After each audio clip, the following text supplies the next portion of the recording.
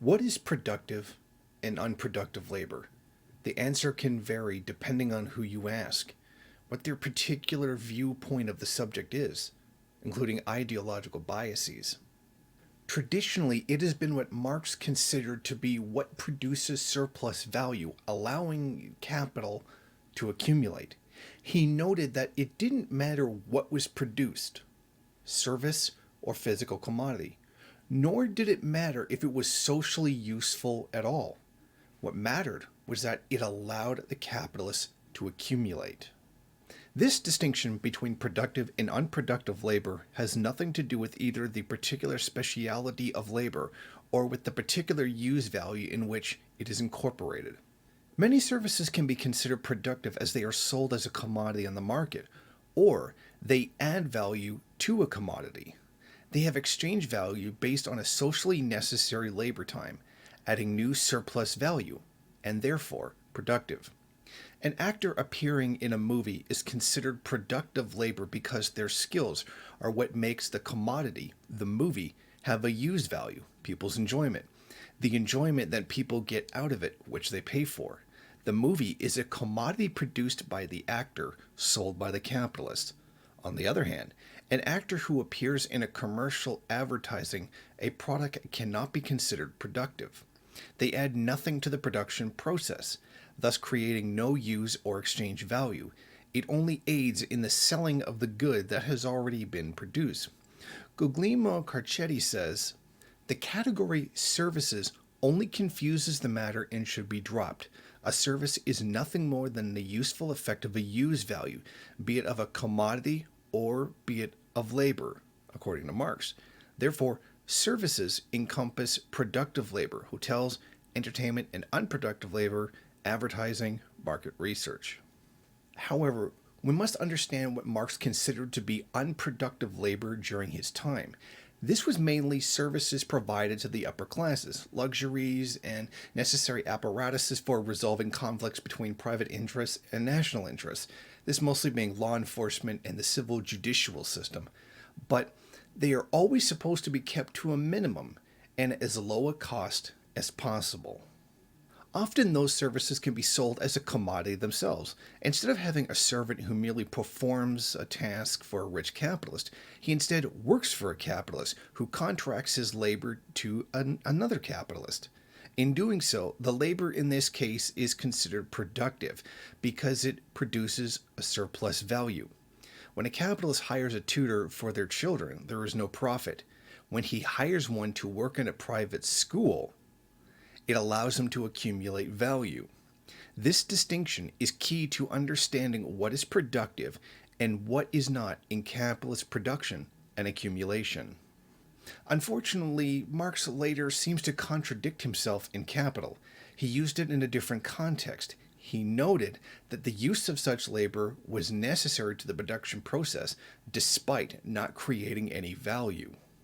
Supervisors, managers, and foremen were essential for disciplining and controlling labor. There's also commercial labor, which facilitates the movement of finished commodities through the system of buying and selling before reaching the consumer. Financial labor was also needed to calculate and account for profit and loss, managing credit, as well as portioning out surplus value among different members of the capitalist class. What Marx predicted was that this type of labor would exponentially grow as capitalism expanded. It is clear that as the scale of production is extended, commercial operations require constantly for the recirculation of industrial capital multiply accordingly. The more developed the scale of production, the greater the commercial operations of industrial capital. These functions do not create value unless they are provided by another capitalist as a contracted service. They are only necessary for the process of the creation of value, not the value itself. They do not add to the product. If a capitalist were to offer these services by contract to another capitalist, it would produce a profit, but it wouldn't contribute to the total productive output of society. In essence, it would only be a second capitalist getting a slice of the surplus value collected by the capitalist engaging in production. Marx considered this labor to be unproductive from the viewpoint of capitalist production, even though it contradicted his defining of unproductive elsewhere. and for it, he was often labeled as being inconsistent. In Marx's time, it was quite interesting. Capitalism was not the wholly dominant mode of production, and thus value could move from one mode to another. The capitalist employing a teacher in private school could receive payments from feudal landowners. At the same time, merchants and shopkeepers could receive profit from selling goods that had already been produced. They're not adding to the total surplus value, thus not furthering the accumulation of capital. As Marx put it, to industrial capital, the costs of circulation appear as unproductive expenses, and so they are. To the merchant, they appear as a source of profit, proportional, given the rate of profit to their size. The outlay he made on these circulation costs is therefore productive investment for mercantile capital, and the commercial labor which it buys is likewise immediately productive for it. Commercial capitalists also competed with each other. Each worked tirelessly to lower the cost of labor in order to maximize profits. This means that workers in the commercial sector were subject to exploitation in the same way as those in production. The commercial capitalist was trying to keep as much surplus value that was created elsewhere in the system. However, according to Marx, commercial labor could not be considered the same as productive labor in understanding the dynamics of the system as a whole. One created something which could be used for further accumulation, while the other did not. This is why Marx says, costs which enhance the price of a commodity without adding to its value, which are therefore to be classified as unproductive expenses, so far as society is concerned, may be a source of enrichment to the individual capitalist. On the other hand, this addition to the price of the commodity merely distributes the cost of circulation equally. They do not cease to be unproductive in character. For instance, insurance companies divide the losses of individual capitalists among the capitalist class. But this does not stop these equalized losses from being losses so far as the aggregate social capital is concerned. This is why the question of what is productive and unproductive labor can be difficult to define for most.